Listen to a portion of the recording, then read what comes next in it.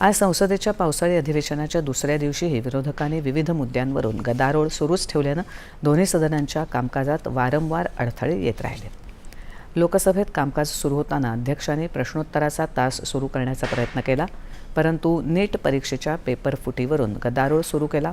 कामकाज सुरू ठेवण्यासाठी सहकार्य करण्याची विनंती अध्यक्ष ओम बिर्ला यांनी करूनही विरोधकांची निदर्शनं सुरूच राहिल्यानं कामकाज 12 वाजेपर्यंत आणि नंतर दुपारी 2 पर्यंत तहकूब झालं आहे. दरम्यान संसदीय समित्यांचे अहवाल सदनाच्या पटलावर ठेवण्यात आले. राज्यसभेत केंद्रीय मंत्र्यांनी काही कागदपत्र पटलावर ठेवल्यानंतर सभापती CP राधाकृष्णन यांनी विरोधी पक्षनेते मल्लिकार्जुन खरगे यांना बोलण्याची संधी दिली. खरगे यांनी नवी दिल्लीतल्या कालच्या नीट विषयक आंदोलनाचा मुद्दा मांडला.